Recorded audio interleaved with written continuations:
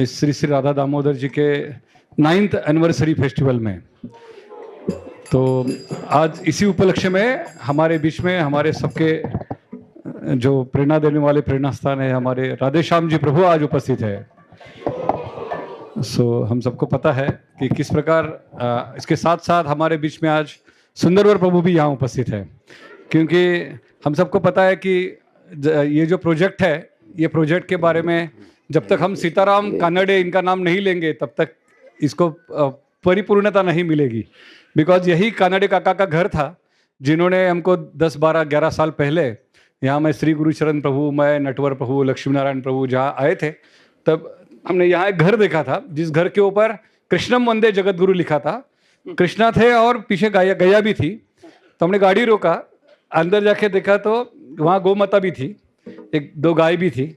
तो हमने लगा कि ये अच्छा साइन है, शायद ये जगह इधर ही हो सकती है। और जल्दी ही नटवर प्रभु और हमने कानड़े काका को कांटेक्ट किया और तब उन्होंने अपना ये निश्चय किया कि ये जो बचपन में जहाँ मैं खेला हूँ अपने माँ पिताजी के साथ, ये जगह मैं इस्कॉन को दान देना चाहता हूँ। तो इस प्रकार ये 3 एकड़ की जगह अपने को दान में मिली। और हम सबको पता होगा कि शायद वो जगह लेने के बाद यहाँ बहुत एकदम ऑब्स्टेकल सिचुएशन थी, मतलब कई सारे ऑब्स्टेकल्स थे। ऐसे जगह के ऊपर एक वैन के बीच में हमारे सुंदरवर प्रभु श्रीपाद महाप्रभु यहाँ रहे हैं। पतरे की शेड में नहीं थी, यहाँ वैन के बीच में रह के यहाँ डेवलप करना शुरू किया। और इस प्रकार पंजाबी प्रभु जो हमारे बीच में नहीं है आज, तो उन्होंने भी काफ़ी धनलक्ष्मी लगती है प्रोजेक्ट को, तो वो दी। और इसके बाद हम सबको पता है कि अभी हमारे रेवतीपति प्रभु और एक बहुत पूरा मतलब यहाँ पूरा ध्यान देते हैं और उनकी टीम है साथ में बड़ी। नटवर प्रभु पूरा खेती देखते हैं और सखीनाथ प्रभु, सुंदरवर प्रभु और हम 4-5 लोगों की टीम है यहाँ। इसके साथ साथ करीब करीब 12 एम्प्लॉयज़ है यहाँ और करीब करीब 10-12 भक्त भी है। ऐसे 20 लोगों की टीम यहाँ रहती है। और आज हम 9वां एनिवर्सरी भगवान का वर्धापन दिन मना रहे हैं, अगला 10वां और बड़ा करेंगे। तो आज हम सबको प्रेरणा देने के लिए, आशीर्वाद देने के लिए हमारे बीच में हमारे मंदिर के अध्यक्ष श्रीमान राधेश्याम प्रभु आए हैं। तो हम उनको हृदयपूर्वक स्वागत करेंगे उनका 3 बार हरि बोल करके। हरि बोल, हरि बोल, हरि बोल। श्रीमान राधेश्याम प्रभु की हरे परफेक्ट। हरे कृष्ण, हरे कृष्ण, परफेक्ट। हरे कृष्ण, हरे कृष्ण, कृष्ण कृष्ण हरे हरे, हरे राम राम राम हरे हरे। Everybody together. Krishna Hare Krishna, Krishna Hare Hare.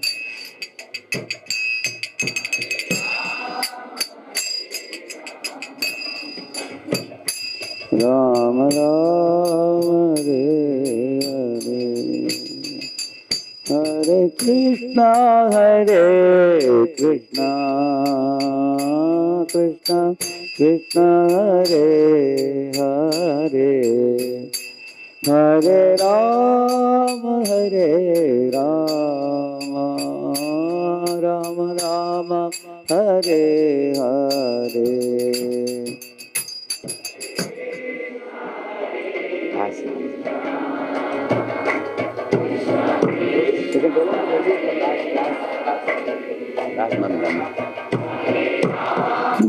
Hare Ram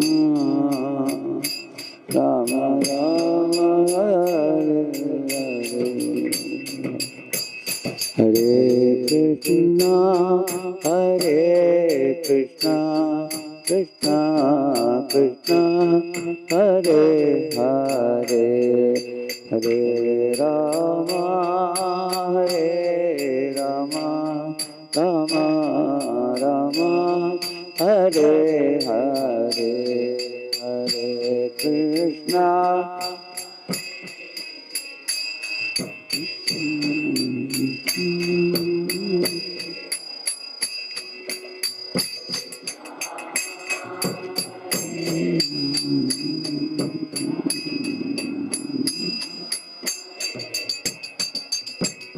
Hare Krishna Krishna Krishna Krishna Hare Hare Hare Ram Ram Ram Hare हरे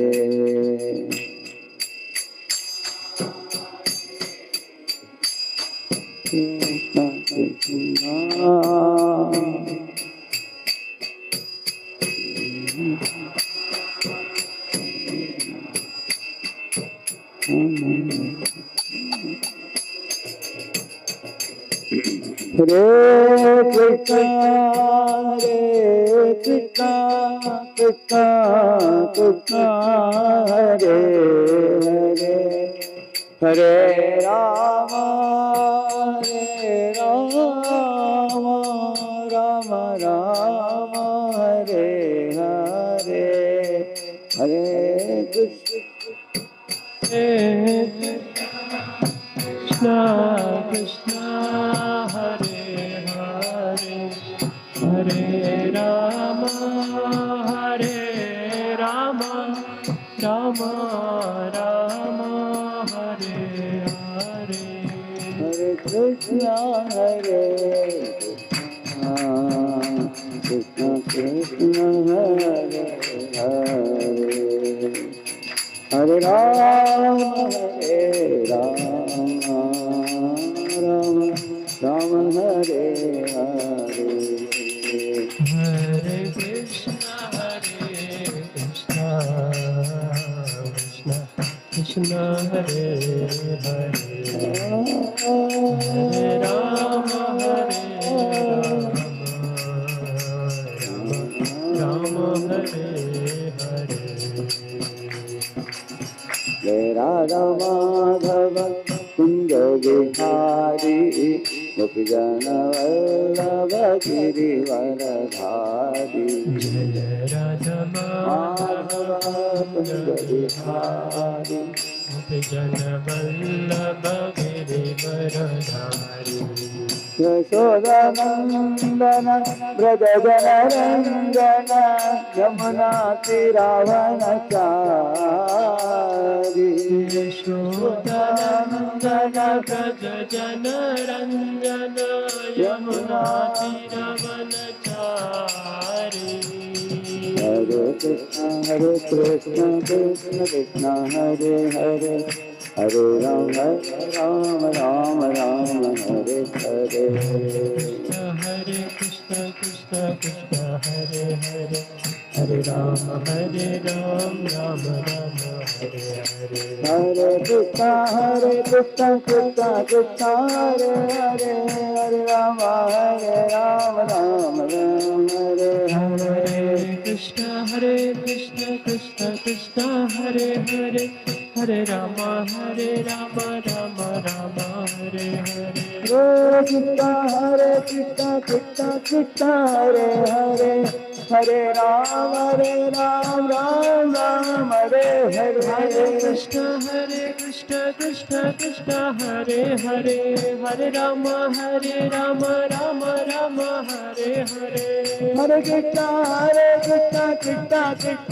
Hare Hare Hare Rama Rama Rama Hare Hare Hare Krishna Krishna Krishna Hare Hare Hare Ram Ram Hare Hare Hare Krishna Krishna Hare Hare Hare Rama Ram Hare Hare Hare Krishna Krishna Krishna Hare Hare Hare Ram Ram Hare Hare Hare Krishna Krishna Hare Hare Hare Ram Ram Hare Hare Radha Damodara Radha Damodara Sri Radhe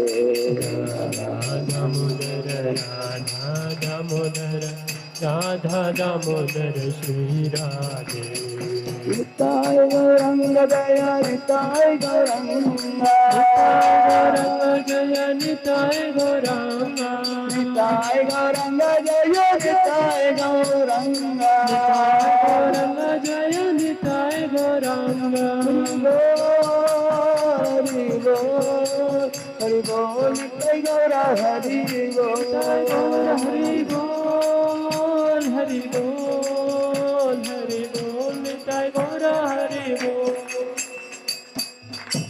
पावन हरिनाम संकीर्तन की लीला प्रभुपाद की समावेत गौर भक्त वृंद की निताय गौर प्रेमानंदे।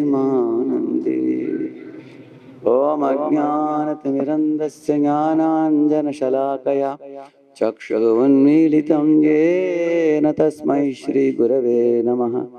श्रीचैतन्यमनोभीष्टं स्थापितं येन भूतले स्वयं रूपः कदा मह्यं ददाति स्वपदान्तिकं। वन्देऽहं श्रीगुरोः श्रीयुतपदकमलं श्रीगुरून् वैष्णवांश्च श्रीरूपं साग्रजातं सहगण रघुनाथान्वितं तं सजीवं साद्वैतं सावधूतं परिजनसहितं कृष्णचैतन्यदेवं श्रीराधा कृष्णपादान् सहगण ललिता श्रीविशाखान्वितांश्च। नमो ओं विष्णुपादाय कृष्णपृष्ठाय भूतले श्रीमते भक्तिवेदांत स्वामिनिति नामिने। नमस्ते सारस्वते देवे गौरवाणी प्रचारिणे निर्विशेष शून्यवादी पाश्चात्य देशतारिणे। नमो महावदन्याय कृष्ण प्रेम प्रदायते कृष्णाय कृष्ण चैतन्य नामने गौरत्विषे नमः। हे कृष्ण करुणा सिंधु दीनबंधो जगत्पते गोपेश गोपिका कांत राधा कांत नमोस्तुते। तप्त कांचन गौरांगी राधे वृंदावनेश्वरी वृषभानुसुते देवी प्रणमामि हरिप्रिये। वाञ्छाकल्पतरुभ्यश्च कृपा सिन्धुभ्य एव च पतितानां पावनेभ्यो वैष्णवेभ्यो नमो नमः। जय श्री कृष्ण चैतन्य प्रभु नित्यानंद श्री अद्वैत गदाधर श्रीवासादि गौर भक्त वृंद। हरे कृष्णा कृष्णा कृष्णा हरे हरे हरे राम राम राम हरे हरे। ओम नमो भगवते वासुदेवाय। ओम नमो भगवते वासुदेवाय। ओम नमो भगवते वासुदेवाय।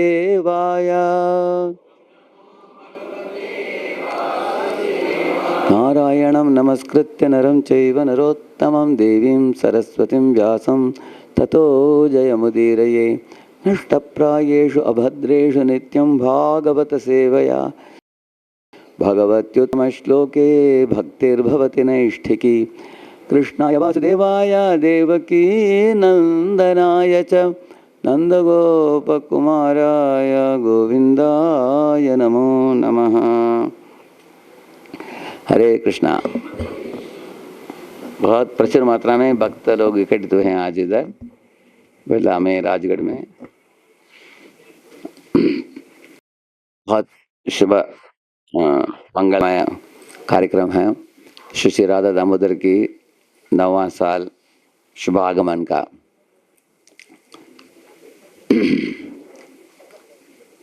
उन दिनों में इधर ज़्यादा जंगल ही जैसे था पहले। जब कनाडा काका उन्होंने उनकी इच्छा थी कि इधर ऐसे एक मंदिर हो, तो जब श्रीमान सुंदरवर प्रभु इस प्रोजेक्ट को लेकर उस समय डेवलप कर रहे थे, उस समय हम लोग सोचते थे कि कैसे इधर मंदिर बनेगा तो श्री विग्रह भगवान के आएगी इधर। भगवान आने के बाद उनको संभालना, उसके लिए और भक्तों की ज़रूरत है। इस्कॉन में आप लोग स्टैंडर्ड जानते हैं, इस्कॉन में इस्कॉन में शिव विग्रह को लाना तो बहुत हाई स्टैंडर्ड है, उसके बारे में सोचते थे हम। तो सुंदरवर प्रभु बहुत उत्साहपूर्वक इस प्रोजेक्ट को शुरू किए उन्होंने, और उनके अनेक मित्र हैं कांग्रीगेशन में। सुंदर प्रभु का आदत है कि जिनको भी प्रचार करते हैं उनके साथ जुड़ जाते हैं, वो सदा के लिए उनके प्रिय बन जाते हैं कनिकट। जैसे सकीनाथ प्रभु हो, श्वेतदेव प्रभु, चित्तौड़े प्रभु जी, नटवर प्रभु, ऐसे अनेक भक्तों को साथ में लेकर उन दिनों में भी प्रभु जी बहुत अच्छी तरह इधर इसको डेवलप किया उन्होंने। फार्मिंग उनका जो भी करते हैं एकदम विधिवत क्रम से करते हैं, जैसे किताब का वितरण हो और गांव के लोगों का प्रचार हो, बीटीजी का वितरण हो, सब कुछ करते आए हैं सालों साल। इतने में उनका सासवड़ में उनका प्रचार भी डेवलप हो रहा था, उधर अनेक लोग आना शुरू हो गया, तो उनको उधर और इधर अप डाउन करना पड़ा, आना जाना गाड़ी में। दोनों स्थान डेवलप होते गए। तो उसके बाद हम लोगों के साथ मीटिंग हुई, सासवड़ में पांडुरंग भवन बना, उसके बाद उधर मंदिर भी बनने जा रहा है उधर। एक स्थान में अच्छी तरह ध्यान दिया जाए, इस तरह सुंदर प्रभु को उधर नियुक्त किया गया सासवड़ में। हालांकि उनका इधर भी बहुत योगदान है और भी उनको रुचि इधर आते हैं रेगुलर। तो इस स्थान को लेकर कौन अभी डेवलप करेगा, उनके समान मन लगाकर। उनका नाम क्या है, श्याम बलराम, ऐसा नहीं माना, उनका डिवोटी वाज देयर, अचिंत्य बलराम प्रभु ऐसे अनेक भक्त हैं। तो उस समय श्री गुरुचरण प्रभु, सुंदर प्रभु, रेवतीपति प्रभु में और कांग्रेगेशन में भी 3-4 भक्त लोग, शायद प्रभु, सब लोग अपनी मीटिंग की। कौन ले सकते हैं? तो उस समय रेवतीपति प्रभु सामने आए। तो ऐसे तो रेवतीपति प्रभु, उनका स्वभाव ही ब्रजवासी जैसे स्वभाव है उनका। हमारे कांग्रेगेशन में सब भक्त लोग उनको बहुत पसंद करते हैं। उनके सरल स्वभाव, सबके साथ आदर पूर्वक व्यवहार करना, owing to his own natural propensity of simplicity and attachment to the Lord, उनको इच्छा हुई कि मैं इसको डेवलप करूँगा, अभी मैं तैयार हूँ। उन्होंने सामने आया और हमने उस समय सबको बोला था कि जो भी इसको लेना चाहते हैं आपको एक प्लान सबमिट करना होगा, लैंड लोगे तो क्या करोगे। और एकदम उत्साहपूर्वक पावर पॉइंट बना दिया प्रभु जी ने, फेज 1, फेज 2, फेज 3 इत्यादि अच्छी तरीके से। सब लोग बहुत प्रसन्न हुए उसको देखकर। और प्रभु जी ने चालू की, प्रभु जी की रेवतीपति प्रभु का के मन में हमेशा भक्तों की सेवा, वैष्णवों की सेवा कैसे सबसे बढ़िया हो सके, वो ही उनका मन में, उनका समाधि वही है हमेशा। सही कैसे सब भक्तों को खुश करना बस। तो इसके कारण उनकी इच्छा थी कि इस एरिया में काउंसलिस आकर उनके मीटिंग्स हो सके इधर। और बच्चे जो हैं भक्ति वेदांत विद्याश्रम, ऐसे कांग्रेशन के बच्चे आकर उनको इधर इस रखे नैसर्गिक वातावरण में उनकी कुछ प्रशिक्षण, ट्रेनिंग इत्यादि हो सके। इसके लिए सुविधा बनाया जाए। तो यही प्लान था उनका पहले। उसके बाद सेमिनार हॉल्स बनाया और इधर एक पूर्णानंद प्रभु शुरुआत से सुंदर प्रभु के साथ इधर रहकर वो पुजारी सेवा करते आए हैं। ऐसे कुछ भक्त लोग हैं पहले से, उनका टीम है। तो वो लोगों को रहने के लिए व्यवस्था, जो अभी हम लोग बैठे हैं जिस बिल्डिंग में इसके नीचे, भक्तों को ठहरने के लिए व्यवस्था और सेमिनार हॉल्स और पानी प्रसाद इत्यादि की व्यवस्था सब कुछ। मैंने सुना इधर निकट ही एक तालाब भी है ना, इधर नदी है, वो तालाब नदी हो, हाँ, लेक भी है इधर। हाँ, बोटिंग जा सकते हैं उधर, हैं, चलो।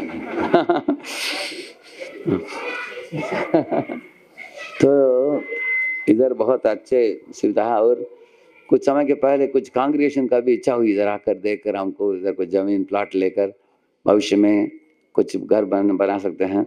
लेकिन घर बनाने के लिए कम्युनिटी की ज़रूरत पड़ेगी इधर, क्योंकि ऐसे जंगल के बीच में आकर बैठेगा कोई तो क्या करेगा वो। उसके लिए अभी मंदिर आ गया, भक्तों की ज़रूरत है। इधर एक लगभग 10-12 भक्त लोगों ने प्लाट लेकर रखा था उधर, याद है मुझे उन दिनों में। तो श्वेत प्रभु, नटवर प्रभु, इन लोगों का बड़ा हाथ भी है इस प्रोजेक्ट में। आपने देखा होगा एक वैन भी दिया है श्वेत प्रभु ने अन्नामृत से, अनामृत से बहुत तरह अलग अलग तरीके से इस्कॉन के लिए बहुत कुछ सेवाएं की है श्रद्धि प्रभु ने। इस तरह भगवान की असीम कृपा है इस प्रोजेक्ट के ऊपर। अनेक बुद्धिमान भक्तिमान श्रद्धालु भक्तों का एक झुंड बन गया ग्रुप में। जो भी नाम लिया बहुत कम है, 4-5 नाम लिया। इधर 20-30 भक्त हैं, इधर सबका नाम लेना मुश्किल है, लेकिन अनेक भक्त जुड़े हैं इसमें। तो आजकल कांग्रेगेशन, डिवोटीज, विद्यार्थी, ब्रह्मचारी सब कुछ एकदम खुश हैं इधर बेला आने में। एक बार मेरी बहन फ़ोन किया मुझे, पुणे में रहते हो।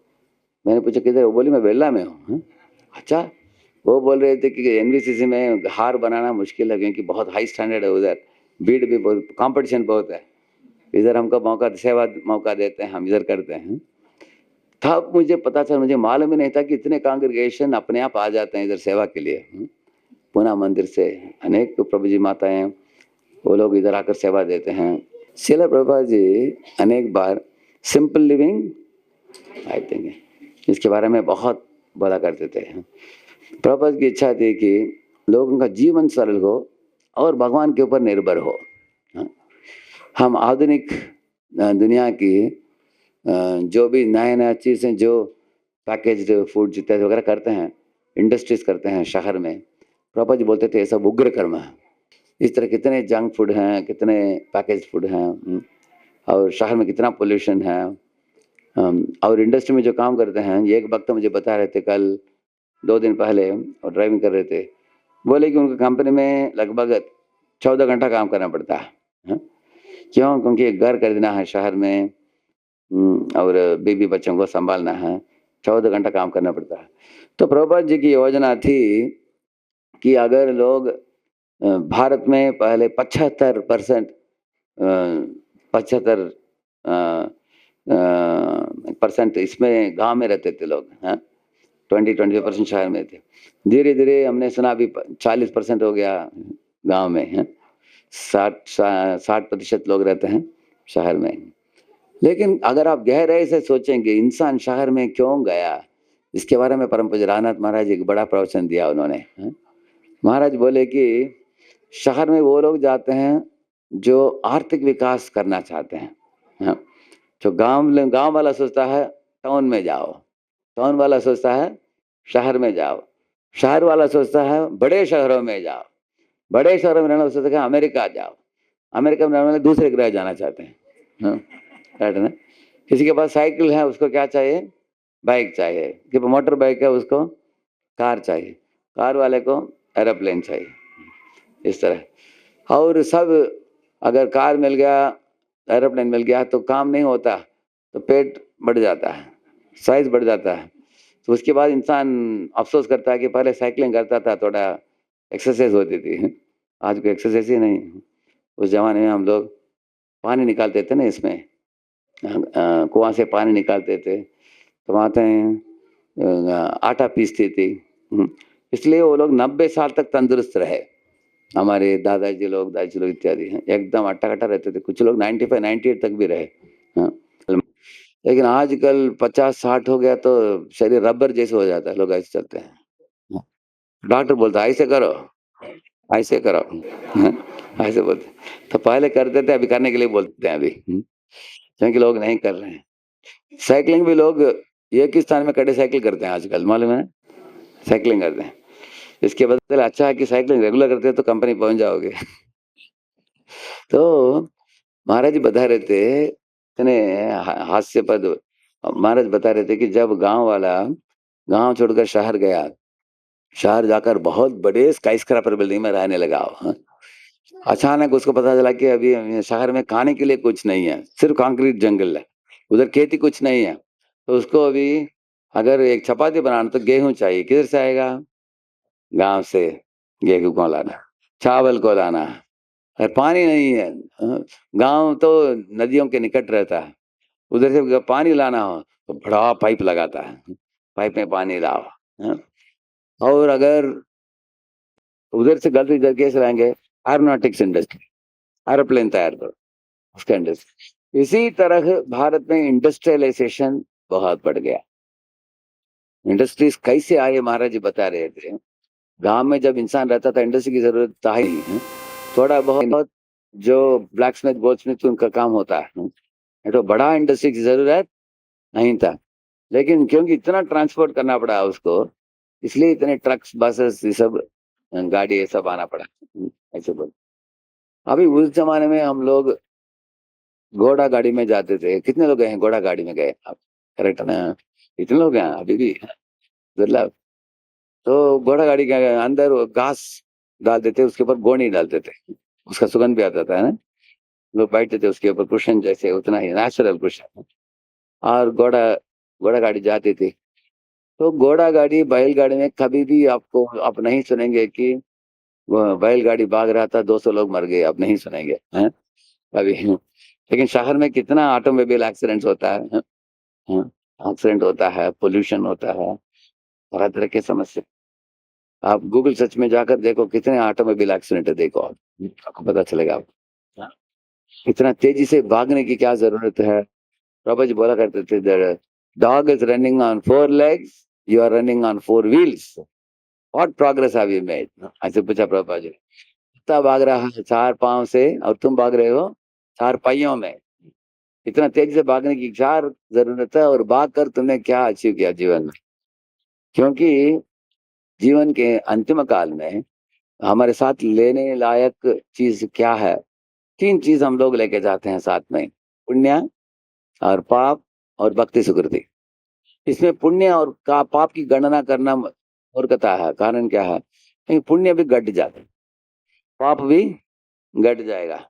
जैसे एक कंपनी में काम करने वाले व्यक्ति को कंपनी कुछ लीव ट्रैवल अलाउंस देता है, पैसा भी देता है, छुट्टी भी देता है, पत्नी बच्चे सब जाएंगे, कुछ हिल स्टेशन में जाएंगे घूमने घामने के लिए, 1 हफ्ते होने के बाद वापस लौट आ जाएगा। पैसा भी खर्चा हो गया, समय की भी खर्चा हो गई, वापिस आकर काम में लग जाओ। तो स्वर्ग लोग जाना ऐसा ही है। पुण्य कमाया आपने, एलटीए कमाया आपने, बस। तो स्वर्ग में जाने का, थोड़ा मजा करने का, वापस आ जाएगा, वो खत्म हो जाएगा। 5 4 3 2 1 0 खत्म हो गया। पुण्य भी खत्म हो जाएगा, पाप भी नरक में जाकर यातनाओं को सामना करने के बाद, सहन करने के बाद, उसके बाद वो भी घट जाता है। लेकिन एक चीज जो कभी नहीं कटने वाला है, क्या है? हाँ? भक्ति सुकृति है। प्रभु जी बोलते हैं कि वो चीज को इकट्ठित करो जो कभी भी उसका गठन नहीं होगा, सदा रहने वाला। जैसे आज आप लोगों ने नाम जप कर लिया, स्वरमाला कर दिया, तो वो भक्ति सुकृति है। भगवान राधा दामोदर की दर्शन की, वो भक्ति सुकृति है। इस तरह जो भी भगवान के अकाउंट में किया जाता है वो भक्ति सुकृति है। जो भक्त जो इंसान मनुष्य ये बात समझ लिया, वो सोचेगा कि इस दुनिया में हम लोग आए हैं कुछ समय के लिए। 100 साल अगर हम जीते हैं, ये दुनिया तो करोड़ों सालों से है, उसमें हमारी अवधि जो है बहुत छोटा है। देखिए, आपको रात्रि के समय देखा होगा आपने, जो बल्ब होता है उसमें छोटे छोटे कीटाणु ऐसे घूमते हैं, देखा आपने? उनका जन्म होता है 10 बजे, 11 बजे बड़े हो जाते हैं, 12 बजे शादी हो जाता है, 1 बजे बच्चे पैदा करते हैं, 2 बजे उनको सेटल कर देते हैं जीवन में, 3 बजे मर जाते हैं वो, नीचे गिरे होंगे, देखा आपने? उनका अवधि बहुत छोटा है, एक ही रात है उनका बस। और कुत्तों को देखिए 4-5 साल जीते हैं, गाय बैल देखिए वो 15 साल जीते हैं, और जैसे कछुआ इत्यादि देखते हैं वो 30 साल से 50 साल ऐसे कुछ जीते हैं। मनुष्य देखिए 70 साल 80 साल 100 साल तक जीता है। और वेल तिमिंगल होता है वो 300 से 400 साल तक जीते हैं। और कुछ पेड़ होते हैं वो 1000-2000 साल भी जीते हैं। कुछ पेड़ जैसे जो रेडवुड ट्रीज है वो 5000 साल भी जीते हैं। तो अलग अलग जीवात्माओं को अलग अलग शरीर में डाला गया है और उनका उस शरीर का अवधि दिया गया है, उसके अनुसार वो शरीर जीर्ण होता है। लेकिन आपका आयुष लंबा हो छोटा हो परवाह नहीं, उस अवधि में आप क्या करते हो वो महत्वपूर्ण चीज है। हाँ, क्योंकि एक बार परीक्षित महाराज की जन्म जब हुई थी, उस समय ब्राह्मण लोग उनकी गुणातिशयों के बारे में वर्णन कर रहे थे। ऐसे बोलते बोलते बहुत गुणगान किया उनको। गुणगान करने के बाद अंत में उन्होंने बोला कि इनको ये एक श्राप मिलेगा एक ब्राह्मण से, और 7 दिन के बाद इनको देह त्याग करना पड़ेगा, ऐसे उन्होंने बोला। लेकिन इसके विषय में युधिष्ठिर महाराज ने एक भी प्रश्न नहीं पूछा उनके मृत्यु के बारे में। मुझे बड़ा आश्चर्य हुआ, अरे इतने अच्छे अच्छे चीज बोला ब्राह्मण लोगों ने उनके बारे में, तब सर हिला रहे थे। लेकिन मृत्यु के बारे में जब बोला, कुछ भी क्यों नहीं पूछा युधिष्ठिर। अगर मैं होता युधिष्ठिर के स्थान में, तुरंत मैं पूछता था कि अच्छा कोई सर्प डरे डसेगा, उनका प्राण बच सकता है क्या, है कुछ उपाय है क्या, ऐसे पूछेंगे ना। उन्होंने कुछ भी पूछा नहीं।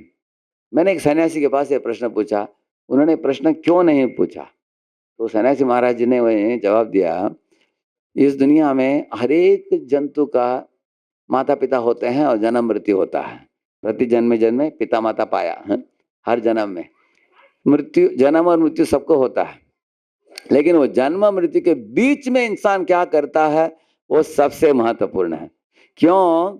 क्योंकि हम लोगों का जन्म इधर हुआ, इधर मरण होगा, तो इधर से इधर आने के पहले हमारे अंदर कुछ हृदय परिवर्तन आना चाहिए। जैसे मृगारी क्रूर व्यक्ति था, उनके अंदर अनुकंपा जग गया, महान वैष्णव बन गया।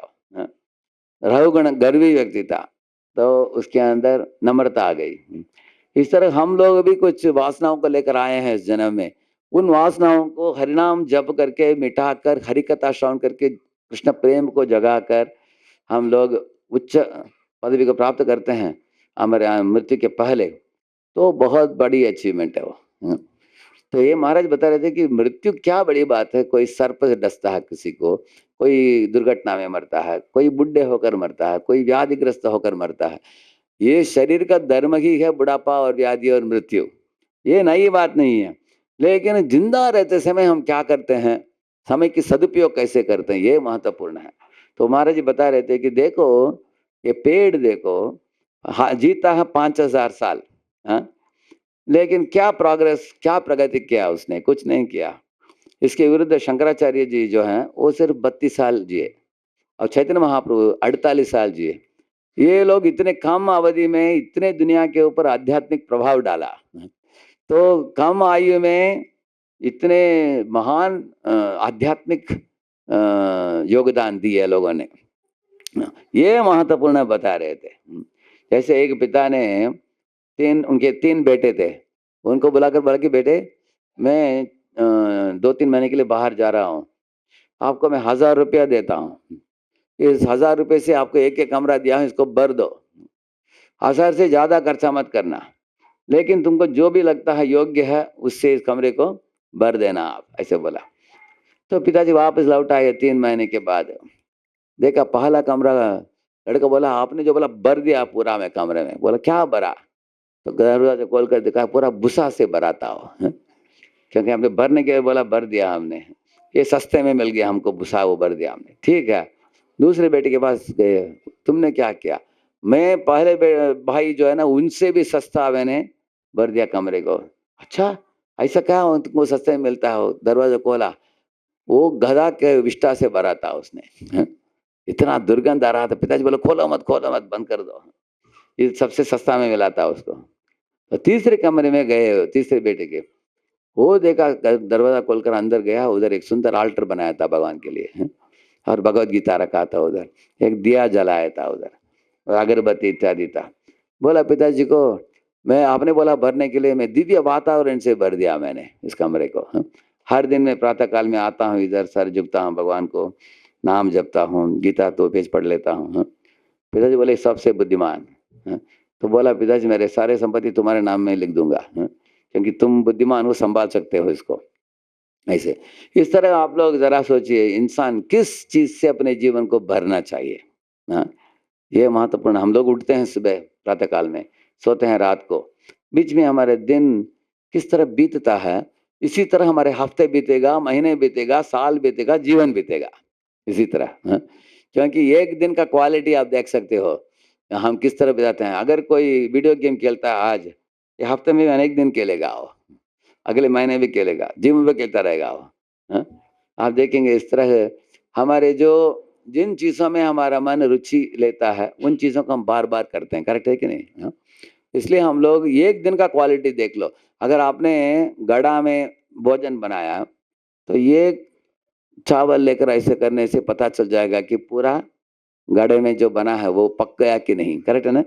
आपको हर एक को देखना नहीं पड़ेगा, एक इस तरह 1 मिनट, 1 दिन, 1 हफ्ता, 1 महीना हम देख सकते हैं। तो अगर हमारे समय का सदुपयोग नहीं हो रहा है, तो इंसान को सोचना चाहिए कि सदुपयोग कैसे किया जाए, कैसे मेरे अंदर परिवर्तन लाया जाए। जो सोचता है इंसान वो बुद्धिमान है। हाँ? इसलिए प्रभुपाद जी बोले एक बड़ा परिवर्तन लाने के लिए जीवन में सिंपल लिविंग हाई थिंकिंग के लिए कुछ हम एक टर्न ले सकते हैं। कैसे? शहर के जीवन जो है उस वो जीवन में आपकी स्वतंत्रता बहुत कम है। आपके हाथ-पैर बहुत बार बाँधा जाता है, क्योंकि इतना घंटा काम करना पड़ता है कंपनी में, हैं? और आपको कार में बैठकर ट्रैवल करो, ट्रैफिक जैम है बहुत, हैं? दूर-दूर जाना पड़ता है इसे। तो इसके कारण प्रभुपाद जी ने बताया कि अगर गृहस्थी लोग गाँव में आ जाएँगे, सरल जीवन ऊँचा विचार के साथ जीने के लिए, हैं? तो इस तरह के गाँव के जैसा वृंदावन के जीवन देखेंगे आप, नंद यशोदा, गोप-गोपियाँ, वो सब नंद गोकुलम गोकुल महावन में रहते हैं पहले, उसके बाद वृंदावन में रहते हैं। आप देखेंगे एक सत्य कहानी बताऊँगा आपको। पूना में एक पुम्बा करके कॉलेज है, PUMBA, हाँ? वो पुणे यूनिवर्सिटी का MBA है। हाँ? तो उधर 2 लड़के लोग वो टॉपर थे, गोल्ड मेडलिस्ट थे वो, हाँ? तो टॉपर थे। अगर आप गूगल में जाकर 2 ब्रदर्स डालेंगे आ जाएगा वो, हाँ? 2 ब्रदर्स, वो भाई-भाई हैं दोनों, वो टॉपर थे वो। तो एक दिन मैं ऐसे पंढरपुर जाते समय मुझे पता चला कि एक गाँव है, ये 2 ब्रदर्स वो गाँव से हैं। तो एक भक्त जानते थे उनको, उनको मिलना था, बुलाया, आ गए। तो अपनी गाड़ी में लेकर गए उनके घर में, हम गए थे। तो मैंने पूछा, "आप शहर में पूना में किधर काम करते हैं?" "पूना में? पूना छोड़ दिया हमने, अभी गाँव में रहते हैं," बोला उन्होंने। "अच्छा, गाँव में रहते हैं?" "हाँ, गाँव में ही रहते हैं," और गौशाला में लेकर गए, दिखाया मुझे। उनके पास 40 गाय थे और एक कपिल गाय भी था उनके पास, वो भी दिखाया और खेती में लेकर दिखाया उन्होंने। वो बोले, "हम माता-पिता के साथ ही रहते हैं, परिवार के सहित इधर ही रहते हैं।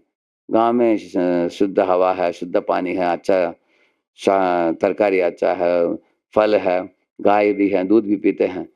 हम इधर ही रहते हैं, ऑर्गेनिक फार्मिंग भी करते हैं वो लोग, हैं? ऑर्गेनिक फार्मिंग करते हैं। अभी वो सारे परिवार भक्ति में जुड़ा है, हैं? तो उधर प्रोग्राम भी होता है, वो लोग जाते हैं। वो बोले शहर की जीवन क्या जीवन है, हैं? इतने टॉपर होने के बावजूद भी वो लोग गाँव में रहे। अभी उनके पास बहुत से आइडियाज़ हैं, इसलिए वो 2 ब्रदर्स आप देखेंगे वो लोगों के पास गाँव में अगर रहते हो, क्या-क्या कर सकते हो आप? कैसे आपको आर्थिक चीज़ दृष्टिकोण से भी आपको कम नहीं होगा, गाँव में। Actually simplicity is not poverty, ये गलत नोशन है। जैसे महाप्रभु जब कूर्म ब्राह्मण को मिले, कूर्म ग्राम में, वो गरीब ब्राह्मण नहीं था वो, वो धनी ब्राह्मण था। इसलिए प्रभु जी बताते हैं धनी व्यक्ति कौन है? जिसके पास धान्य है, किसके पास सोना है, आपके पास ज़मीन है, हाँ? तो ये प्रभु जी बताते हैं ये असली धनी है। उस उन दिनों में लोग बोलते थे जमींदार बोलते थे, ऐसे नहीं बोलते करेंसीदार। क्या दार बोलते थे? ज़मींदार। ज़मींदार हो तो वो बड़ा है, क्योंकि उसके पास ज़मीन है। करेंसी क खत्म हो जाएगा। घर में रखो करेंसी कोई खत्म कर देंगे घर वाले, देखेंगे ना? कोई बच्चे, कोई बीवी, कोई पति, कोई ना कोई खर्चा करेगा करेंसी। ज़मीन लेकर रखो कोई खर्चा नहीं करेंगे, रहेगा वो, हाँ? तो ज़मींदार हैं। तो इस तरह गाँव गाँव में आप देखेंगे वृंदावन में, उनका जीवन में बहुत समृद्धि था। वो लोग माखन को फेंक देते एक-दूसरे के ऊपर। आजकल माखन फेंको लोग पकड़ कर रखेंगे पॉकेट में, है ना? उतना समृद्धि था उधर, हाँ? किसी चीज़ की कमी नहीं थी, हाँ? और आप पढ़ेंगे कृष्णा बुक में पढ़ेंगे आप भागवत में, ये गाँव की स्त्रियाँ जो है गोपियाँ अच्छी तरीके से कपड़े पहनकर, वो अच्छे-अच्छे आभूषण पहनकर आई थी, कंकण, कुंडल, नथनी, हाँ? पायल इत्यादि पहनकर आई थी। आजकल सब लोग प्लास्टिक पहनते हैं शहर में, ये क्या समृद्धि है? हाँ? प्लास्टिक समृद्धि है, सोना-चांदी समृद्धि है, हाँ? आप देख सकते हैं। वो लोग किस तरह के भोजन खाते थे वो लोग, हैं? कभी-कभी मैं गाँव में जाता हूँ, वो लोग घर के पीछे से तरकारी लेके आकर उसको काट कर भोग बनाकर भगवान को अर्पित करके देते हैं, इतना स्वाद है उसमें, हैं? शहर में जो मिलता है अनेक बार, वो उसमें क्या ऑक्सीजन इंजेक्शन लगाकर, बड़ा करके, कद्दू को इतना बड़ा करके देते हैं, वो खाओ अच्छा-अच्छा-अच्छा कुछ स्वाद ही नहीं है उसमें, हैं? हाँ, है विटामिन नहीं है, स्वाद नहीं है। तो मनुष्यों के लिए साधारण जीवन भी गांव के जीवन और शहर का जीवन हम देखेंगे उसमें बड़ा फर्क है। इंसान के पास पॉकेट में पैसा है, लेकिन शरीर मन आत्मा के लिए पोषणदायक नहीं है शहर में। हाँ? तो गांव में शरीर मन आत्मा तीनों के लिए पोषण के लिए सुविधा है, क्योंकि इधर एक घर बांधना हो गांव में उतना महंगा नहीं है, हाँ? बहुत सस्ता है। शहर में अगर एक उसी साइज का घर चाहिए शहर में कितना महंगा है आप देख सकते हैं। गांव में अगर आपके पास 1-2 एकड़ भी जमीन हो, आपका प्रभु जी बताया करते थे, the cow and the bull दोनों माता पिता है, हाँ? जो बैल जो है खेत जोत सकता है और गाय जो है वो दूध देती है। कृष्ण के पीछे गाय है, बलराम के हाथ में हल है। तो आप देखेंगे कृषि गोरक्ष वाणिज्यम। तो ये जो करते हैं उनकी महीने का खर्चा एकदम सस्ता है। गांव में आप पूछो किसी को भी 2000 बोलेंगे महीने में 2000 3000 5000 खर्चा करते हैं अनेक लोग घर में, क्योंकि अनेक चीज पैसा खर्चा किए बिना ही मिल जाता है गांव में ऐसे। तो प्रभु जी बोले जीवन को सरल बनाओ, आप भौतिक जीवन को जीवन में समय की बर्बादी मत करो। मैक्सिमाइज कृष्णा टाइम, मिनिमाइज माया टाइम, ऐसे प्रभु जी बताया करते थे। तो इसके संबंध में और एक महत्वपूर्ण चीज मैं बताना चाहता हूँ। मुंबई में परम पूज्य रानाथ महाराज एक लेक्चर दे रहे थे इसी तरह है। उस समय IIT के एक गौरहरि प्रभु हैं, वो भी इस तरह के ग्रामीण जीवन को बहुत पसंद करते हैं। तो उन्होंने बोला महाराज जी शहर में मुंबई शहर में रहने वाले सब लोगों को समझा दीजिए कि शहर का जीवन कितना बेकार है, गांव का जीवन कितना अच्छा है। ऐसा कुछ इसके समझ में उन्होंने पूछा था। तो महाराज ने बताया 5 तरह के चेतना है, महाराज बता रहे थे। एक है कुछ लोग शहर में रहते हैं, वो लोग शहर में उब गए हैं, वो गांव जाना चाहते हैं, लेकिन वो लोग भक्ति नहीं करना चाहते हैं, गांव की सुख सुविधा लूटना चाहते हैं, वो वन टाइप बोला। और महाराज बोले दूसरे टाइप का है, लोग गांव में रहते हैं लेकिन उनकी स्वप्न है शहर जाना और अमेरिका जाना, वे दूसरा टाइप है, ऐसे बोले महाराज। और तीसरा टाइप महाराज बोले कि जो लोग शहर में रहते हैं लेकिन भक्ति बढ़िया करते हैं शहर में रहते हुए भी, जितना भी तकलीफ हो तकलीफ को ना कोसते हुए घर में भी बहुत अच्छा भक्ति करते हैं। और चौथा है जो लोग गांव में रहते हैं, गांव में रहकर समय को बचाकर दिन रात भक्ति में गंभीर बनकर खुद भी अभ्यास करते हैं, प्रचार भी करते हैं गांव में, ऐसे भी लोग हैं, ऐसे महाराज बता रहे थे। और 5 हम बता रहे थे कि देखो चैतन्य महाप्रभु बताते थे, ग्राम्य वार्ता ना कही वे, ग्राम्य वार्ता ना सुनी वे। अच्छा ऐसा बताया है। तो महाराज बता रहे थे कि चैतन्य महाप्रभु ने नहीं बोला कि शहर की बात मत करो, गांव के लोग जैसे बात मत करो, बोला महाराज बताइए कारण क्या है। अगर तुम गांव में जाओगे तो समय बहुत मिलेगा तुमको, लेकिन जो व्यक्ति समय का सदुपयोग नहीं कर सकता वो गांव में रहने के लिए योग्य नहीं है, ऐसे महाराज बोले।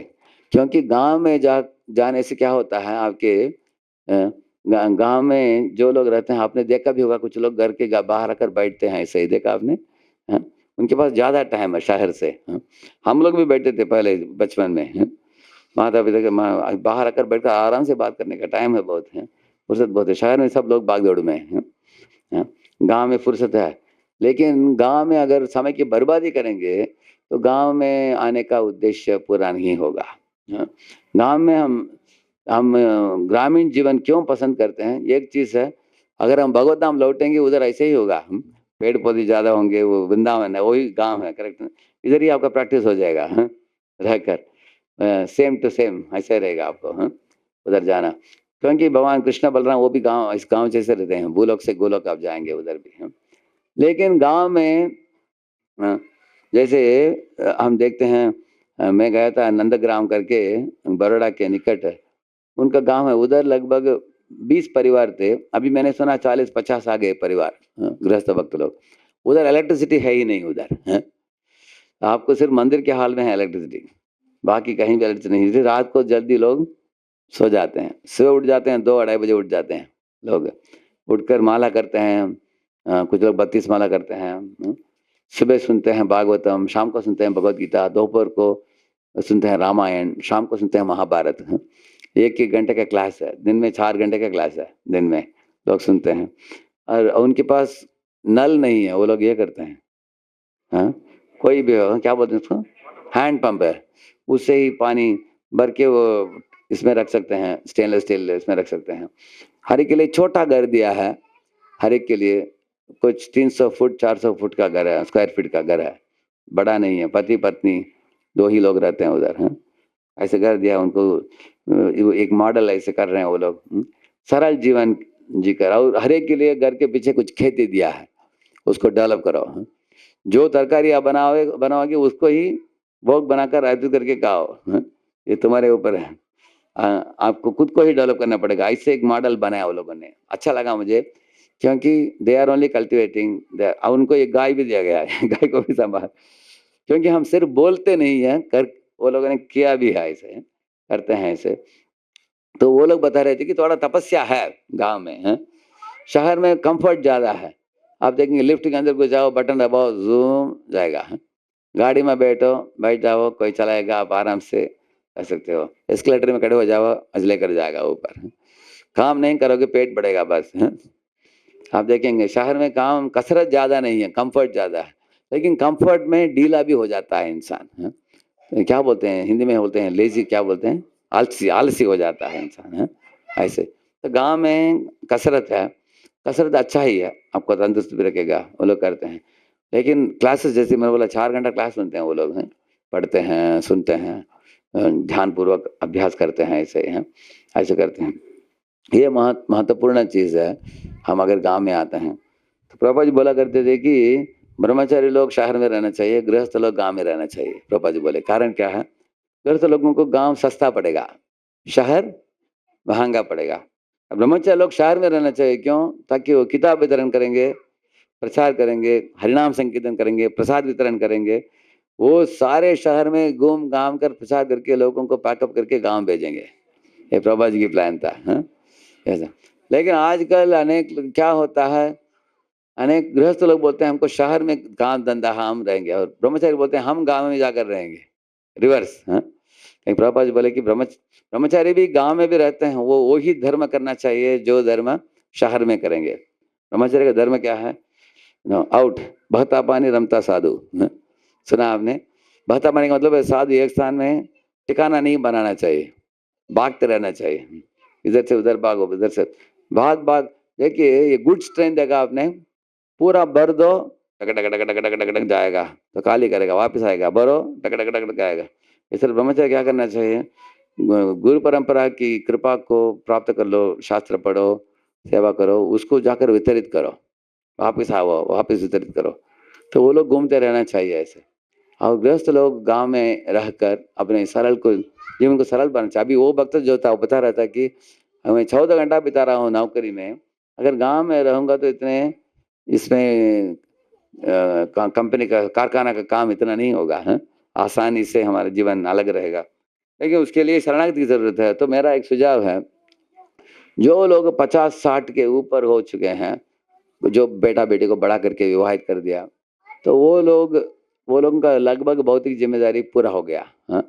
तो ऐसे लोग हमारे इस तरह के वर्णाश्रम प्रोजेक्ट में गांव में आकर वो लोग रह सकते हैं आसानी से, और भक्ति करने के लिए बहुत अनुकूल है। इधर राजा दामोदर का मंदिर है, मंदिर में आकर अब भक्ति बढ़िया आपको हो सकता है, आराम से जप कर सकते हैं आप अच्छी तरह, हाँ। और इधर जो अलग अलग फार्म प्रोजेक्ट चालू हो रहे हैं, इधर धीरे धीरे बढ़ने वाला है। अभी हमारे कितना 20 एकड़ है, 25 है हमारे पास, कितना एकड़ है,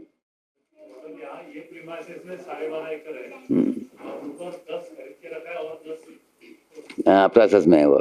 तो अभी ये सब आने वाला लगभग 25-30, 32 तक आ जाएगा, 32 एकड़ तक आ जाएगा। और अभी मैंने सुना 7 एकड़ में कुछ कल्टीवेशन कर रहे हैं आप लोग, हाँ 10 एकड़ में कल्टीवेशन चल रहा है अभी। 100% ऑर्गेनिक है। तो इस तरह ये लोग तो एकदम डेवलपमेंट की दिशा में हैं, बहुत अच्छी तरह कर रहे हैं ये लोग। तो जो लोग इधर आएंगे उनके लिए बहुत एक सुंदर कम्युनिटी बन जाएगा धीरे धीरे धीरे। मैंने सुना ऑलरेडी अनेक लोग इधर घर बांधने की प्लान भी चल रहा है, सुना मैंने, करेक्ट है ना? ये कॉलोनी आने वाला है निकट, कितने घर का आने वाला है वो?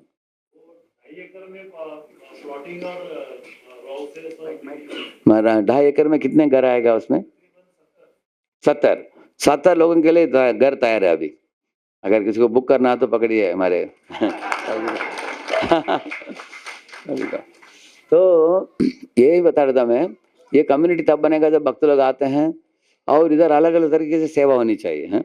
अभी गोवर्धन को विलेज में एक बार गया था मैं, उधर एक स्कूल के 1000 बच्चे आए थे, 1000 बच्चे हैं। तो बच्चों को वो लोग सिखा रहे थे गोबर से ये कैसे बनाना, क्या बोलते हैं हाँ? हाँ? क्या बोलते हैं इसको? उबले बोलते हैं, हाँ डंडी बोलते हैं, उबले बोलते हैं, हाँ हाँ सब समझ गए साहब क्या है वो सिखा रहे थे वो बच्चों को। लेकिन आश्चर्य की बात क्या है, वो स्कूल किधर है मालूम है आपको? हमारे चौपाटी मंदिर के बाजू में है वो। लेकिन वो लोग चौपाटी मंदिर में कभी आते नहीं थे वो लोग, हाँ? वो लोगों को चौपाटी मंदिर के साथ कुछ प्रॉब्लम था तो वो लोग आ नहीं रहे थे, लेकिन वो लोग जी में आ गए, मालूम नहीं कि वही लोग चला रहे हैं उधर उधर गांव में आ रहे हैं वो बच्चे, आकर सीख रहे हैं उधर, हाँ? अभी हाँ देखा, वीडियो देखा मैंने उसका, बहुत अच्छा। और बच्चे सीखते हैं गौ माता को कैसे आदर देना, हाँ? कैसे खेती करना, हाँ? और इस तरह के वातावरण में उनको वैल्यूज देना बहुत आसान है। बहुत कुछ तरीके से सेवाएं हो सकती है, हाँ? और ये गांव से निकट के गांवों को हम फैल सकते हैं। प्रभुपाद की इच्छा थी, वो जब गांधीयन भी थे उस समय भी गांधी भी वही बता रहे थे कि जितना इंसान गांव की ओर जाएगा उतना उसके लिए आध्यात्मिक जीवन में बढ़ने के लिए भी सुविधा ज़्यादा है, हाँ? शहर से ज़्यादा है, क्योंकि शहर में मानसिक तनाव बढ़ता है, पॉकेट में पैसा भी है लेकिन मानसिक तनाव ज़्यादा है, हाँ? इंसान को, और खतरा भी ज़्यादा है। श्यामानंद वो ये कहानी बता रहे थे, एक गांव की एक चूहा था, वो अपने शहर में उसका एक मित्र चूहा था, उसको मिलने के लिए गया, हाँ? तो शहर का चूहा एक छिद्र के अंदर घर बनाया था उसने, एक घर के अंदर। ले वो बोला कि चलो अभी भोजन का टाइम आ गया चलो, तो उसको उठाकर एक टेबल के ऊपर खड़ा किया उसको, देखा 20 तरीके के व्यंजन था उधर, इतने स्वीट्स थे, इतने तरीके। गांव वाला जो चूहा था आश्चर्यचकित हो गया, अरे इतना खाते हो तुम, इतना वैरायटी का? तो शहर के चूहा ने पूछा तुम क्या खाते हो? बोला हम गांव में रहते हैं, कुछ गेहूं खाते हैं, चावल खाते हैं, जो भी खेती में मिलता है हम खाते हैं, ऐसे बोल रहा था। इतने में अचानक एक आवाज सुना, ठाट ऐसा आवाज सुना, क्योंकि वॉचमैन आया, हाथ में लाठी लेकर टेबल के ऊपर मारा, क्योंकि दोनों चूहों को देखा उसने, फाट करके मारा। तो शहर का चूहा एक क्षण मात्र में भाग गया, वो कूद कर भागकर छिद्र के अंदर घुस गया। तो गांव का जो चूहा था वो डर गया, वो पता नहीं किधर जाना है, उसके निकट ही था लाठी। सोचा कि भगवान बचा दिया आपने, अगर लाठी मेरे ऊपर गिरता तो मरता था मैं। तुरंत वो भी कूद गया, पीछे पीछे गया होगी। अंदर जाने के बाद शहर के चूहे को पूछा उसने, अरे मुझे छोड़कर तुम भाग गए इतना तेजी से, तो क्यों, क्या वो आवाज आ रहा था, क्या मुझे समझ में नहीं आ रहा है? बोला समझ में नहीं आ रहा है क्या? देखो हम खाने के लिए जब जाते हैं ना, थोड़ा एक छोटा प्रॉब्लम है, तो क्या है, वॉचमैन लाठी लेकर वो टेबल के ऊपर मारेगा, लेकिन थोड़ा भाग जाने का बस, इतना ही, थोड़ा वो ही टेंशन है, इसको छोड़कर दूसरा टेंशन नहीं है। बोला तो गांव का चूहा बोला हमको गांव में ये टेंशन नहीं है, क्योंकि भरपूर खाने के लिए खेती में बहुत कुछ मिलता है, हमको गेहूं मिलता है, चावल मिलता है, भोजन सरल है, तुम जैसे ऐश्वर्यशाली नहीं है, लेकिन जान के लिए कुछ खतरा नहीं है मैं टाटा बोलकर निकल गया हूँ। तो बता रहे थे शहर में, अभी मैं अमेरिका जाता हूँ, अभी अमेरिका में हर साल 2-3 बार शूटिंग होता है। टेक्सास में स्कूल में 18 बच्चों को शूटिंग कर दिया कोई पागल लड़के ने। अभी 2 Indian boys were shot, you know that, 2 Indian लड़कों को शूटिंग किया, आप सुनते हैं। तो पैसा बहुत है लेकिन लोग पागल हैं, ऐसे शहर में हम देखते हैं ऐसे हम। लेकिन गाँव, एक्चुअली गाँव का जीवन जो है, जीवन अनुकूल है भक्ति करने के लिए, लेकिन भक्ति करने के लिए मन चाहिए हमको, वो जरूरत है। क्योंकि हम लोग राधा दामोदर की 9वां साल मना रहे हैं, हम राधा दामोदर की कुछ अद्भुत बातें हमने जो सुना, हम आपको सुनाएंगे 10 मिनट के लिए, ठीक है? आप लोग जानते हो कि दिवाली के दिन माँ यशोदा जब माखन बना रही थी। हाँ, उनके हाथ के जो कंकण थे वो हिल रहे थे, उनके कुंडल भी हिल रहा था। हाँ, ऐसे उस समय वो ध्वनि के साथ साथ वो कृष्ण के लीलाओं का स्मरण करती हुई गाना भी बनाकर गा रही थी वो यशोदा। बहुत मधुर गाना गा रही थी, कृष्ण को पुकार रही थी। कृष्ण तो सो रहे थे, उठ ही गए वो। हाँ, उठकर निकट आकर माँ के कंधे को पकड़कर पूछा कि आपने बुलाया मुझे, मैं उठ गया। हाँ, तो माँ काम में व्यस्त थी, ऐसे मुड़कर देखा, कहा ना, बेटा जल्दी उठ गया, तुम क्या चाहिए बोलो। ऐसे बोलती हुई काम करते करते बात कर रही थी। कान्हा ने सोचा, अच्छा आपका काम इतना खास है आपकी कि मुझे मुड़कर बात नहीं कर सकते मेरे साथ। तो क्या किया कान्हा, सामने आकर इसको पकड़ लिया, मथनी को। जब जोर से पकड़ा उन्होंने, मथनी हिल ही नहीं रहा था, तो माँ के हाथ हिला रही थी, तब माँ के हाथ आंखें खुल गई। तब माँ यशोदा कृष्ण को देखा, अरे मेरा बेटा इतना मजबूत हो गया कि मथनी को पकड़ पा रहा है। खुश हो गई वो। एकदम खुश हो गई। तब कान्हा उसको पकड़कर माँ की ओर मुड़कर वो मुस्कुरा रहा था। अभी क्या करोगी आप, काम बंद करना पड़ेगा आपको अभी। तो माँ काम बंद करके बच्चे को अपने गोद में ले लिया उन्होंने। यही कृष्ण को हम बोलते हैं उडुपी कृष्ण बोलते हैं। उडुपी कृष्ण क्या करते हैं, किसको पकड़ते हैं, पत्नी को पकड़ते हैं। तो उसके बाद की लीला आप लोग जानते हो। माँ यशोदा देख रही थी कि रसोई में कुछ दूध उबाल रही थी।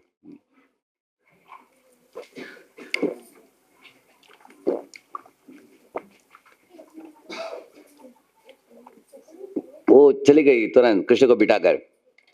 तो कान्हा कुपित हुआ, उसने क्या किया, एक घड़े को तोड़कर माखन इत्यादि को निकालकर खुद भी खाया, मित्रों को खिलाया, बंदरों को खिलाया, और एक ओखल के ऊपर बैठकर सबको वितरित कर रहे थे वो।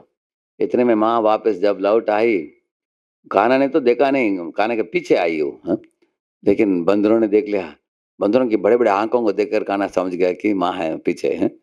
बंदर उनको देख रहे हैं। तो तुरंत कूद पड़ा और भागने लगा उधर से। ऐसे भागते समय यशोदा पीछे किया। ऐसे आचार्य बताते हैं कि बहुत लोग भगवान को पकड़ने के लिए प्रयत्न किए, जैसे कालेवन हो, जरासंध हो, कोई पकड़ नहीं पाए। बड़े बड़े योगी लोग भी, जिनकी मन की गति से वो लोग भागते हैं। पंतास्तु कोटि सत्तर शतवत्सर संप्रगम्यो वायोरतापि मनसो मुनि पुंगवानाम सोप्यस्ति यत् प्रपदवीं सीम्य विचिन्त्य तत्वे गोविंदम आदि पुरुषम तमहम भजामि। अगर बताते हैं कि मुनि पुंगव का मतलब है मुनियों का भी नेता। जो लोग हैं वो लोग एक स्थान में बैठकर मन की गति से भाग सकते हैं, वो भी योगी लोग भी भगवान को पकड़ नहीं पा रहे हैं।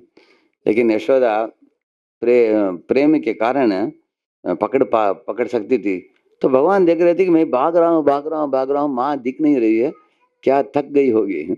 ऐसे सोचकर मुड़कर देखा, तब पकड़े गए।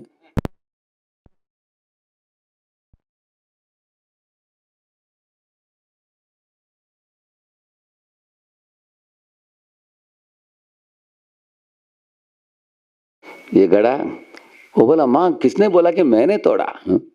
आप जब अचानक उठकर चलेगी, आपकी बिछिया तोड़ दिया उसको। आप लोग बिछिया जानते हैं, पाँव में बांधती है स्त्रियां। आपकी बिछिया करके तोड़ दिया गड़े को, मैंने तोड़ा नहीं। माँ बोली तुम करते हो शरारत और बोलते हो झूठ। वो समझ गए। वो बोली कि क्या तुम बंदरों के मित्र है क्या, तुम जंगलवासी हो क्या, ऐसे पूछा उन्होंने। तब कान्हा बोला, अगर आप ऐसे बोलती हो, मैं जंगल में चले जाता हूँ, बंदरों के साथ रहता हूँ, ऐसे बोले। ये बात सुनकर माँ डर गई। कभी कभी हम बोलते हैं ना, बालहट, श्रीहट, साधु हट बोलते हैं ना। साधु हट करते हैं, कृष्ण को प्राप्त करके ही बैठेंगे हम। इस तरह स्त्री हट किसने किया, कैकेयी ने किया स्त्री हट। इस तरह बाल हट किया ध्रुव महाराज ने। इस तरह का मेरा बालक भी अगर हट करेगा, जंगल चला जाएगा, तो मैं किधर जाकर ढूंढूंगी उसको। ये डर के मारे माँ यशोदा ने सोचा कि अभी इसको बांध कर रखना ही उचित है। तभी बांधने का मन था उनको। प्रातः काल से लेकर शाम तक बांधने के लिए बहुत प्रयत्न की माँ ने। कृष्ण के कमर तो था एक हस्त, और माँ यशोदा के पास रस्सियां जो थी, अलग अलग गोपियों ने रंग बिरंगे रस्सियां थी, सबको जोड़कर 100 हस्ती लंबा रस्सी था। लेकिन 100 हस्ती लंबी रस्सी से एक हस्ती वाला कृष्ण के कमर को बांध नहीं पाई। ये बड़ा विस्मित हो गई यशोदा। आज ही प्रातः काल में मैंने इसको नेकलेस पहनाया, इसको कंकण पहनाया, इसको नूपुर पहनाया, वो सब पहना पाई उसके शरीर में, ये बांध क्यों नहीं पा रही हूँ? उसका कारण क्या था? जो विभूति शक्ति विश्वरूप दर्शन को प्रदर्शित करता है भगवान कृष्ण का, वही विभूति शक्ति ने सोचा कि अगर हमारे स्वामी को बांध देगी यशोदा, वो माखन चोरी की लीला कैसे हो पाएगी? क्योंकि हमारी स्वामी की इच्छा है माखन चोरी करना। ये बांध देकर घर में रख देगी तो गोप बालक सब हताश हो जाएंगे, इसलिए वो विभूति शक्ति उनको बांधने नहीं दिया, उनको बार बार हटा दिया उनके हाथ को। तो प्रातः काल से शाम तक वो कर रही थी। लेकिन इसमें समझने वाली बहुत महत्वपूर्ण चीज है हम जैसे भक्तों के लिए, यशोदा के द्वारा हम 4 चीज सीखते हैं इस लीला में। पहला चीज है गोपीनाम सुस्मयंतीनाम स्मयंतीम विस्मिता अभवत, ऐसे बताया गया है। गोपियां जब मुस्कुरा रही थी, बोली गोपियां यशोदे तुम्हारे बेटे का तकदीर में नहीं लिखा है कि आज बंदा जाए, है? इसलिए तुम समय की बर्बादी मत करो, रसोई में जाओ, काम बहुत पड़ा है तुम्हारा, चले जाओ, ऐसे बोली मुस्कुराती हुई। यशोदा भी मुस्कुराती हुई बोली कि मैं छोड़ने वाली नहीं हूँ उसको, आज बांध कर ही छोड़ूंगी, ऐसे बोली। अगर हम लोगों का कुछ सेवा में कुछ बाधा आता है, नहीं तो हमारे अपेक्षा के अनुसार कोई नहीं करते हैं काम, हम लोग आसानी से या तो नाराज हो जाते हैं, नहीं तो हतोत्साहित हो जाते हैं। यशोदा हतोत्साहित भी नहीं हुई, नाराज भी नहीं हुई। तमोगुण में हम लोग हताश होते हैं, और रजोगुण में क्रुद्ध होते हैं। लेकिन यशोदा दोनों चीज ना करते हुए मुस्कुराते हुए जवाब दे रही थी वो। तो भगवान ने उनके प्रसन्न भावना से प्रभावित हुए भगवान। तो भक्तिमय सेवा में जुड़े हम सब भक्तों के लिए एक सबक है कि हम भक्तिमय जीवन में कभी हताश न हो जाए, कभी हम लोग किसी से नाराज न हो जाए, और हमेशा प्रसन्न चित्त के साथ हम भक्ति करते समय एक तरह के विस्मय भावना के साथ भक्ति करते रहे। विस्मिता अभवत, ऐसे बताया, ये पहला चीज है। दूसरा है समाधुस्विन्न गात्राया विस्त्रस्त कबरस्रज दृष्ट्वा परिश्रमं कृष्णः कृपयासीत् स्वबंधने। इधर बताया कि समाधुस्विन्न गात्राया, वो अपने आप को एक ममता के साथ यशोदा बांध रही थी कृष्ण को। देखिए, जिधर ममता है उधर आपका भी आकर्षण बढ़ता है। जैसे एक बार एक स्त्री अपने पति के लिए रवा लड्डू बनाया था, तो पति रवा लड्डू खाकर बोला कि एकदम बढ़िया है रवा लड्डू, तुमने अच्छा बनाया है, लेकिन मेरी माँ जो है इससे भी अच्छा बनाती थी, ऐसे बोला। तो पत्नी को बुरा लगा, पहले अप्रिशिएट किया, बाद में क्रिटिसाइज कर रहा है, आलोचना कर रहा है।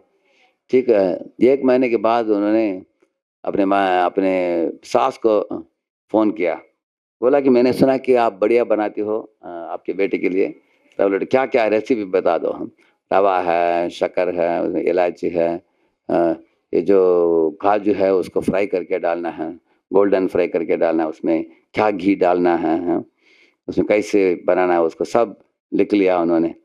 और दूसरे महीना बढ़िया बनाया रवा लड्डू। अभी पति को पूछा आज कैसे लग रहा है बताओ। पति बोले कि हो पिछले महीने से इस बार और बढ़िया बनाया तुमने। वो बोले हाँ समझ गए ना, अभी माँ बनाती थी मैं बनाया हूँ, आपको दोनों में से क्या अच्छा लग रहा है, ऐसे पूछा उन्होंने। वो बोला माँ जो बनाती थी ना वो स्पेशल ही था, बोला उसने। तो नाराज हो गई वो, आप ऐसे नहीं बोल सकते हो क्योंकि आपके माँ ने ही रेसिपी दिया हमको। लेकिन पति समझ नहीं पा रहा था कि क्या था माँ के रवा लड्डू में, वो प्रेम था उसमें, है। क्योंकि हम जब छोटे बच्चे होते हैं, माँ का प्रेम बहुत प्रभाव डालता है हमारे ऊपर, है ना। तो इस तरह आप देखेंगे, स्वामात का मतलब ममता के साथ कोई आपको प्रसाद परोसता है, उसमें बहुत आनंद है। होटल में आप जाकर कोई खाता है तो उधर भी वेटर लोग मुस्कुराते हैं, लेकिन उनके मुस्कुराहट को क्या बोलते हैं, plastic smile, cardboard face, plastic smile बोलते हैं। Receptionist, air hostess, hotel waiter, सब लोग मुस्कुराते हैं पैसे के लिए, उसमें कुछ मजा नहीं है होटल में खाने में। घर में जो प्रेम असली प्रेम से दिया जाता। तो कृष्ण ने सोचा कि माँ अपने गाढ़ प्रेम के साथ मुझे बांध रही है। तो कृष्ण, समात का मतलब वो ममता है। दूसरा है सिन्न गात्राया, ऐसा बताया गया है। हाँ, सिन्न गात्राया और दृष्टवा परिश्रमम, इसका मतलब है माँ के गाल में, जैसे माथे में भी उनके गाल में क्या दिखाई दिया, पसीना मोती जैसे बहुत दिखाई दिया। ऐसे कृष्ण ने देखा कि ओह मेरी माँ कितना परिश्रम कर रही है। ऐसे देखा उन्होंने। अगर हम यतन तश्च दृढ़ व्रता, ऐसा भगवान बताते हैं, भक्ति में जो यतन करते हैं ना, हमको थोड़ा पिंच लगना चाहिए है? हमको, आपका अनुभव होगा स्कूल में कॉलेज में हम लोग असाइनमेंट करते थे, कभी उसको पूरा करने के लिए रात को 2-3 बज जाता था हमको कभी है? अगले दिन सबमिट करना ही है, नहीं तो आपको मार्क नहीं मिलेगा। तो रात्रि को जागरण रखकर हम पूरा करते थे। इस तरह उसको बोलते हैं throw away the watch and forget the lunch box, ऐसे बोलते हैं। तो विस्तृत कबर सजा का मतलब क्या है, गणना नहीं करना चाहिए कि मैंने इतना सेवा कर दिया है, वो क्या है ये क्या है। देखिए अगर आप एक बच्चा है, एक नौकरानी को रखो बच्चे को देखने के लिए, एक माँ बच्चे को देखती है, दोनों एक समान है अलग है, एकदम अलग है। अभी नौकरानी बोलेगी बच्चे को मैं 8 घंटा देखूंगी और 2 घंटा जोड़ना तो आप और 200 रुपया जोड़ कर दो, है? थोड़ा और पैसा मांगेगी वो, अगर पैसा नहीं देंगे तो नहीं करेगी वो। इसी तरह के पड़ोस के घर में अगर थोड़ा वेतन वो ज़्यादा दे रहे हैं उनके बच्चे के लिए, ये बच्चे छोड़कर उन बच्चे को देखने के लिए चले जाएगी, है? क्योंकि वो ये नौकरानी को इस बच्चे के साथ कुछ लेना देना नहीं है, उसको पैसे के साथ लेना देना उसका।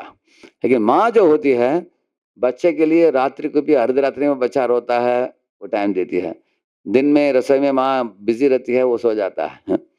फिर भी माँ कभी बच्चे से ऊब नहीं जाती है? बच्चे के लिए सैक्रिफाइस करती है। और बच्चे को सेवा करते समय वो समय की गणना नहीं रखती है, मैं इतना टाइम कर दिया, अभी वो रोएगा तो छोड़ दो उसको, भूल जाओ, ऐसा नहीं बोलती है? तो आप देख सकते हैं इस तरह भगवान के भक्त लोग जो सेवा देते हैं भगवान को, forget the lunch box and you know throw away the watch, ये विश्वस्त कब्र से। माँ यशोदा की बाल बिगड़ गई थी और वो समय को भूल गया। परम पूज्य राधा गोविंद महाराज बता रहे थे कि प्रातः काल से शाम तक वो बांधने के लिए प्रयत्न किया, भगवान उसको देखकर उनके हृदय में अनुकंपा उदय हो गई।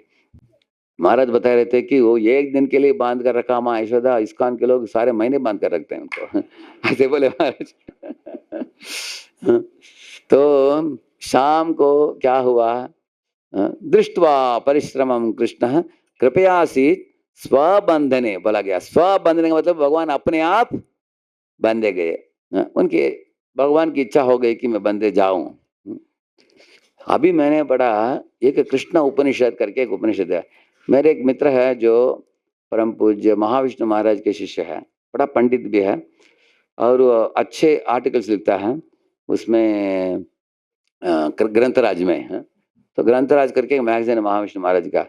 अभी 2 दिन पहले मैंने पढ़ा, ये एक अद्भुत बात मुझे पता चला ये दामोदर के संबंध में, क्योंकि राधा दामोदर रेड्डी है इसलिए याद आया मुझे। उन्होंने बताया उसमें कृष्ण उपनिषद में बताया है कि जब भगवान को ओकल से बांध दिया माँ यशोदा ने, ओकल को घसीटते हुए भगवान ऐसे आगे जा रहे थे, आप लोग जानते हो, और भगवान ने देखा 2 बड़े पेड़ों को, देखते ही किसका याद आया उनको, नारद मुनि का। बोला कि नारद मुनि ने बोला इन दोनों को, नलकुर मणिगिर को, आप लोगों को कृष्ण का दर्शन प्राप्त होगा, लीलाओं का प्रार्थना प्राप्त होगा और कृष्ण आप लोगों को उद्धार करेंगे, ऐसे वचन देती। तो ऐसे शुद्ध भक्त के वचन को मुझे पूरा करना है, ये भगवान ने देखकर सोचा। तो सोचते ये भगवान दोनों पेड़ के बीच में गए, उस समय तक ओकल ऐसे ही गया, ऐसे ही गया, ऐसे ही गया, तो पेड़ के बीच में जाते ही तुरंत ऐसे हो गया ओकल, जो पहले कटा था ऐसे हो गया हो। तो तब ऐसे किन से समय वो दोनों पेड़ों को तोड़ा, हमने पढ़ा, आप लोग जानते हैं। तो जीव गोस्वामी उनके कमेंट्री में लिखते हैं कि ये जो वक्कल है और रस्सी है, दोनों देदीप्यमान थे, हैं? और वह दिव्य थे और चिन्मय थे, ऐसे लिखते हैं। वो लिखा है उन्होंने, भागवत में भी वो शब्द आता है।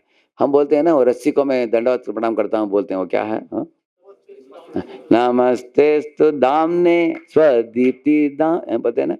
वो बताते हैं उधर वो दामना का मतलब है रस्सी, वो चमक रहा है, वो भी दिव्य है, वो साधारण रस्सी नहीं है, वो चिन्मय रस्सी है। उसका मतलब है वो उसमें इमोशन भी है। कौन है आप पूछेंगे तो कृष्ण उपनिषद में बताया गया कि वो उक्कल जो है वो कश्यप है और रस्सी जो है वो अदिति है।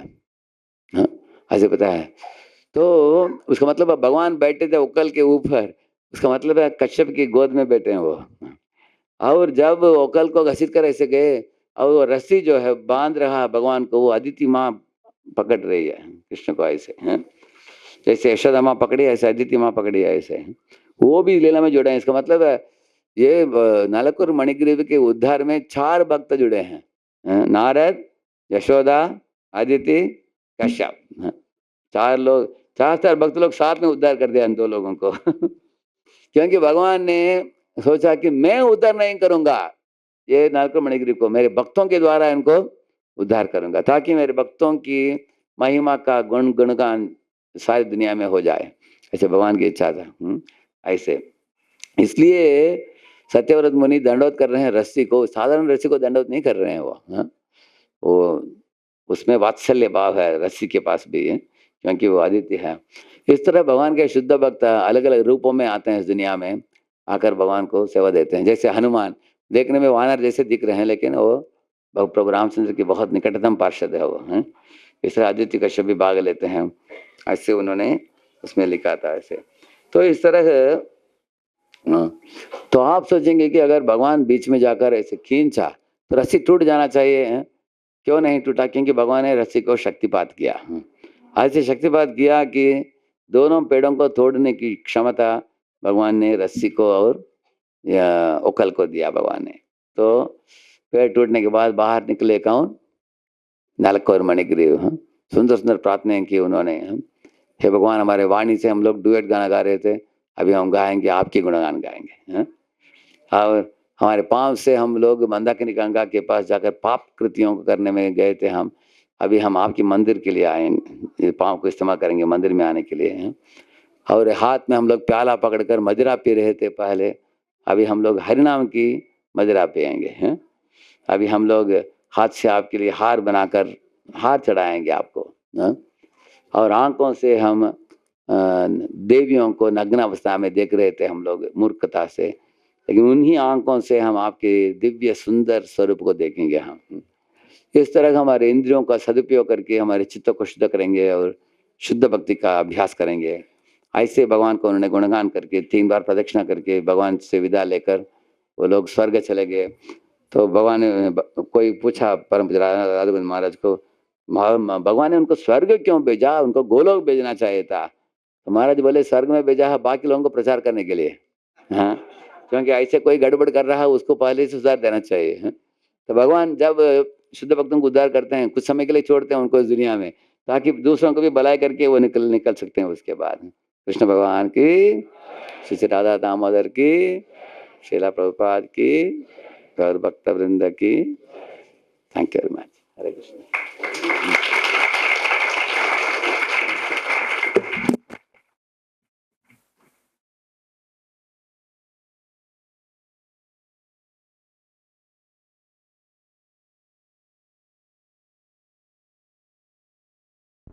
हरे कृष्णा, हरे कृष्णा। तो आज जो इतना सुंदर